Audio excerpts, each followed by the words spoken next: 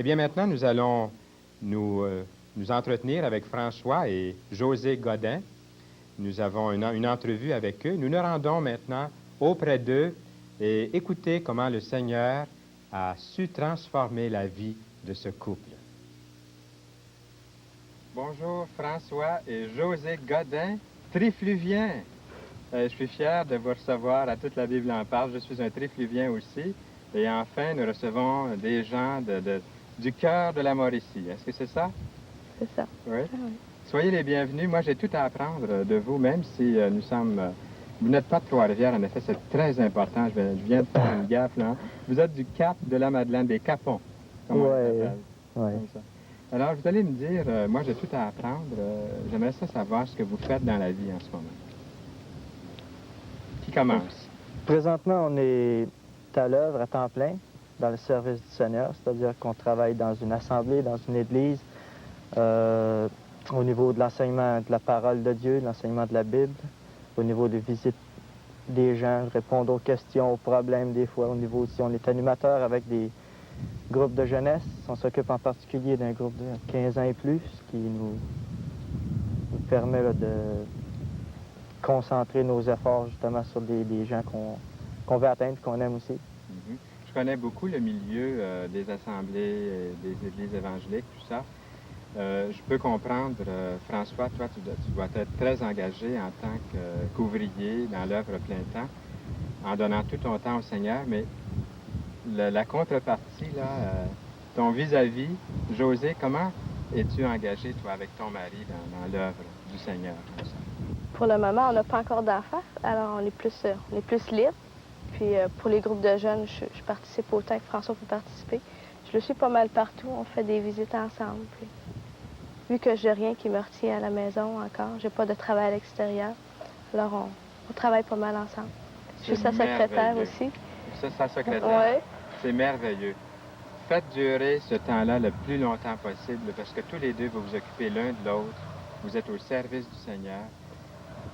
Quand la vie changera les circonstances, ce sera autre chose, mais je pense qu'il faut vraiment profiter de chaque époque et puis vous êtes vraiment privilégié. Je crois que le ministère va continuer, ça va prendre une tournure peut-être un peu différente, oui. Mais le travail va quand même se faire encore à nous deux, puis on est là pour travailler ensemble. On a besoin l'un de l'autre. Bien, nous vous souhaitons beaucoup de succès à l'œuvre du Seigneur. J'aime beaucoup ce que vous faites. Je le fais depuis plusieurs années aussi. Mais nous allons passer maintenant à votre vie, à vous.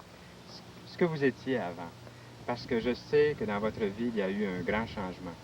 On appelle ça la nouvelle vie, la nouvelle naissance, la régénération, pour utiliser des termes un peu plus théologiques. Mais c'est vraiment quelque chose de concret, de réel. Et j'aimerais entendre ce qu'était votre vie avant ce changement dans votre vie. On va commencer avec José, pour savoir comment ça s'est produit en vous. Oui. Bien, moi, avant que je connaisse le Seigneur, j'avais 15 ans, puis je vivais comme la plupart des jeunes de mon âge, dans la drogue, puis toutes les choses comme ça que ça l'implique. Puis je peux pas dire que j'étais heureuse, parce que la drogue était pour moi comme une sorte de béquille. Je m'en servais pour... j'avais plus de confiance en moi quand j'en prenais. Puis je croyais que je faisais face plus facilement à ma vie sociale, puis tout ça. Puis j'étais pas heureuse. Puis à un certain moment donné, ma conscience a commencé à me travailler. Je voyais que ma vie était pas bien, qu'elle était pas correcte. Puis que si je continuais sur le même chemin, que j'étais pour aller en enfer. J'étais convaincue de ça. Puis le Seigneur parlait beaucoup à mon cœur. Je savais qu'il fallait que je lui donne ma vie, que je le laisse entrer dans mon cœur. Mais je voyais bien aussi tous les changements que ça impliquerait, puis ça, je voulais pas. Puis j'ai résisté à la voix du Seigneur comme ça pendant plusieurs mois. J'ai été tourmentée, puis c'était vraiment... c'était un temps difficile. Qui vous parlait à ce moment? Est-ce que c'est quelqu'un qui vous parlait ou comment vous étiez intéressé à l'Évangile à l'âge de 15 ans, comme ça? J'avais eu une certaine connaissance de Dieu par des cours de religion et tout ça, puis ça m'avait parlé. Mais je connaissais pas le Seigneur. J'étais pas près du Seigneur, j'étais pas son enfant, mais j'avais une certaine connaissance, juste assez pour savoir que j'étais pas correcte. Puis, à un certain moment donné, j'ai revu une de mes amies qui, elle, était devenue chrétienne, qu'elle avait reçu le Seigneur Jésus dans sa vie. Puis, elle m'a parlé de lui à plusieurs reprises. Puis là, ma conscience me travaillait encore plus. Jusqu'au moment donné où elle m'avait prêté un petit cantique, un recueil, des chants, là. Puis j'en avais lu un, ça m'avait bien touché. C'était écrit Jésus t'appelle, il est déjà si tard. Au dehors, tout est noir, si tendre et si présent le son de sa voix. Serait-ce la dernière fois? Puis là, je pensais dans le moment, serait-ce la dernière fois? C'est peut-être la dernière chance que le Seigneur me donne pour venir à lui. Peut-être que je vais sortir tantôt, puis je vais me faire frapper par une voiture, puis je vais mourir. Fait que là, je parlais au Seigneur dans mon cœur. Puis j'ai dit, OK, Seigneur, je te donne ma vie, rentre dans mon cœur. Puis à ce moment-là, je me suis sentie toute joyeuse, puis remplie d'une paix. Puis depuis ce temps-là, le Seigneur a commencé à changer ma vie. Puis j'avais plus envie de la drogue, ça m'intéressait plus. Aucune de ces choses-là m'intéressait parce que le Seigneur me comblait. Puis j'ai réalisé à ce moment-là que c'était ça la vraie vie. Que de vivre pour Jésus, de le connaître, d'être son enfant, c'était l'essence de la vie, que c'était ça la vraie vie. Puis là, j'étais heureuse depuis ce Gloire à temps-là. Dieu. On voit que pour les gens, ils ne peuvent pas s'imaginer qu'on peut être délivré de la drague en allant à Jésus. On va aller dans des cliniques, on va aller voir des psychiatres, on va faire toutes sortes de choses. Mais vraiment, Jésus satisfait. Oui, il m'avait comblé. Il comble la vie. Oui. C'est merveilleux. Et puis, pour toi, François, comment as-tu connu le Seigneur Jésus-Christ dans ta vie? J'ai eu une expérience un peu similaire à José, sauf Comment que, vivais-tu à ce moment-là, juste avant de rencontrer le Seigneur d'une façon personnelle?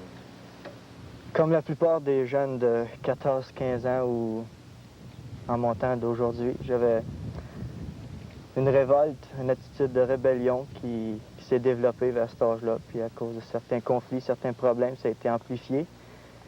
Puis j'ai commencé à rejeter toute notion d'autorité ou à refuser d'accepter toute autorité, que ce soit de mes parents ou à l'école ou même l'autorité de Dieu. Où j'avais quand même une certaine notion de Dieu, étant donné que j'ai eu une éducation religieuse étant plus jeune. Je savais que Dieu existait, je savais qu'il avait mis l'univers en marche, qu'il avait tout mis en branle, mais c'était une notion assez vague quand même. Je savais de Dieu, mais je ne connaissais pas Dieu, le Dieu qui était là. Et vers l'âge de 14-15 ans, justement, j'ai tout rejeté ces notions. J'ai commencé à essayer de combler le vide qui était en moi. Il y avait un gros vide, il y avait quelque chose en dedans de moi qui criait, qui demandait d'être apaisé, d'être assouvi. À ce moment-là, je ne réalisais pas tellement, je réalise plus aujourd'hui. Et j'essayais de faire taire cette voix-là ou ce besoin par toutes sortes d'expériences justement artificielles. J'ai goûté à peu près tous les alcools. Je suis devenu même alcoolique, esclave de la boisson.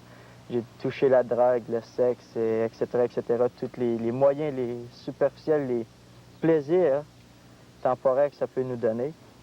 Et en me livrant justement à ces choses-là, j'ai développé un esclavage. C'est devenu un esclavage. Il y a Jésus qui dit dans l'Évangile de Jean, et j'ai connu exactement ce qu'il dit, que quiconque se livre au péché est esclave du péché.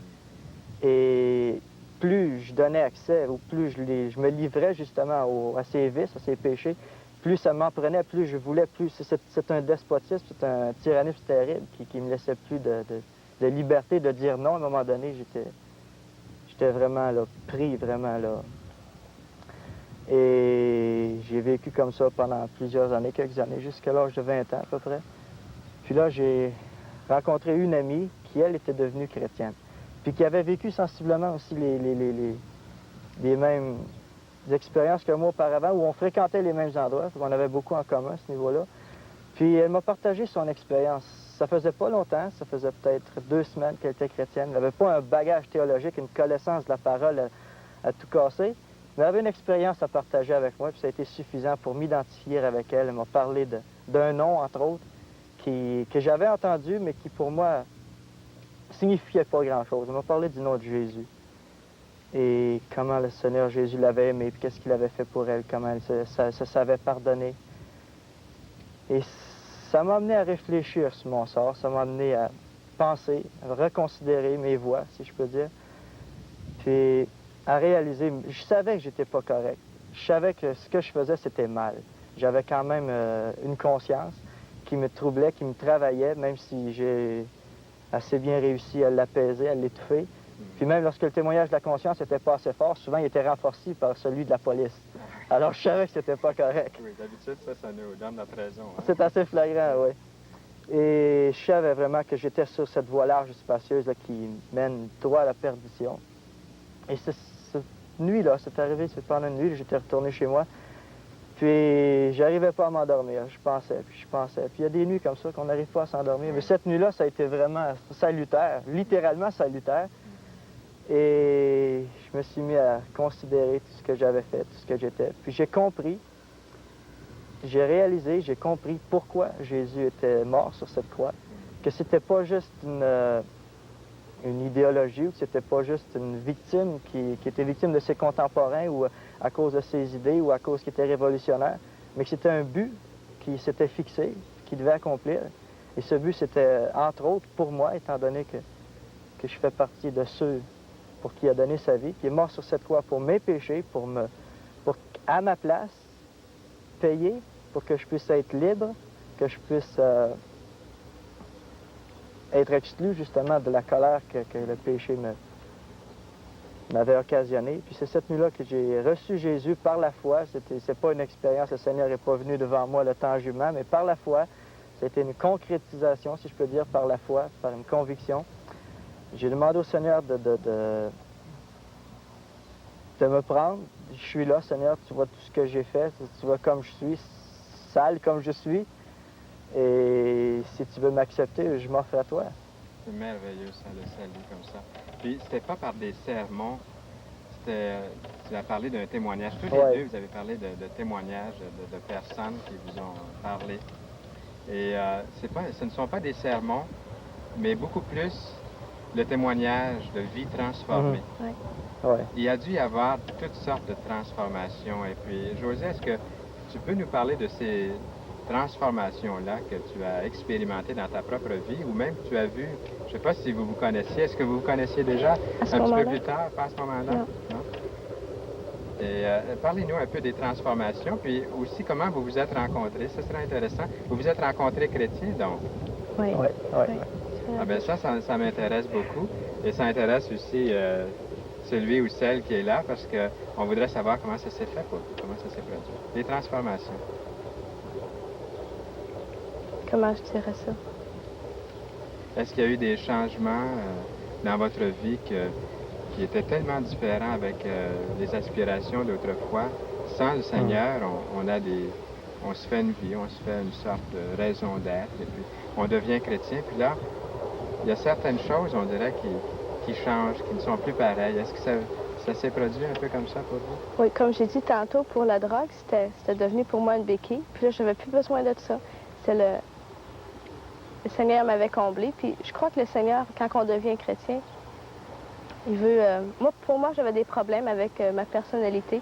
Je suis une personne qui est gênée. Puis c'était... Comme j'ai dit, la drogue, pour moi, c'était une béquille. Pas que parce que là, j'étais chrétienne, que là, tout allait bien, mais c'est que le Seigneur était là pour m'aider, puis pour m'apprendre à changer ce qui devait être changé, puis tout ça.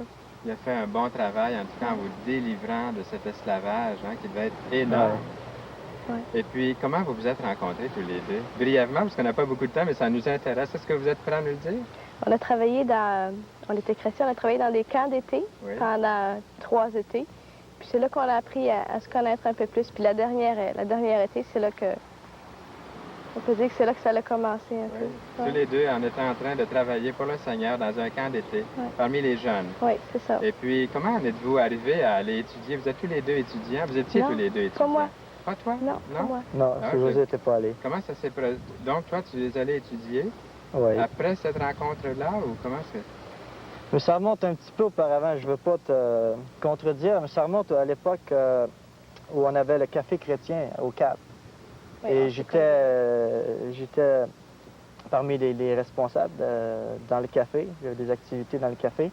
Et à ce moment, c'est à ce moment-là que tu avais nouvellement accepté le Seigneur, tu avais commencé à fréquenter le café, puis on s'était parlé un petit peu. Oui, c'est vrai. Puis là, après ça, les camps, puisqu'on était dans la même église, alors les camps, on a travaillé un peu ensemble.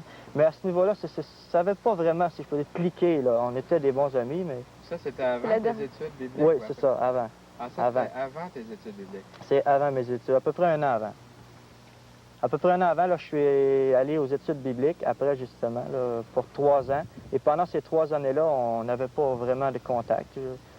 Il était à l'église. Quand je revenais chez moi au Cap, alors on se voyait, mais même encore, là, pas beaucoup. On se fréquentait pas. On savait qu'on était conscients de l'existence l'un de l'autre, puis on n'était peut-être pas indifférents l'un à l'autre, mais rien de plus. Et ça a été, pour dire, ma dernière année d'école biblique.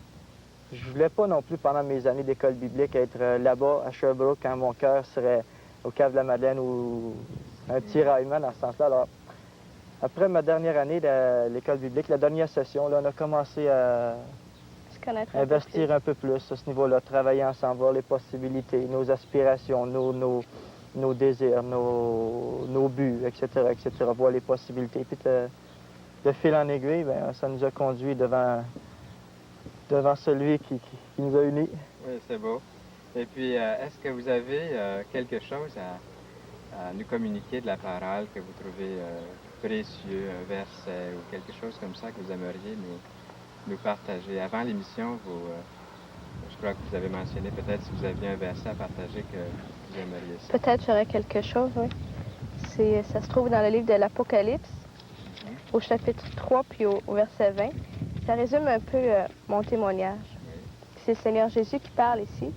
Ça dit, « Voici, je me tiens à la porte et je frappe. Si quelqu'un entend ma voix et ouvre la porte, j'entrerai chez lui, je souperai avec lui et lui avec moi. » Évidemment, ici, c'est « je me tiens à la porte de mon cœur ». C'est ce que le Seigneur faisait. Puis il frappait, j'entendais sa voix, puis un jour, j'ai ouvert la porte, puis là, il est entré dans ma vie. Gloire à Dieu. José, tu viens de nous donner un beau message de la parole de Dieu. François et José Godin, merci beaucoup. C'est déjà terminé notre entretien. C'est un plaisir. À l'émission Toute la Bible en parle. Eh bien, le verset qui a été cité, c'était Jésus. Je me tiens à la porte, dit-il. C'est la porte de notre cœur. Si quelqu'un entend ma voix et ouvre la porte de son cœur, j'entrerai chez lui. Le Seigneur ajoute même, je souperai avec lui, ce qui indique une communion vraiment intime avec le Seigneur Jésus-Christ.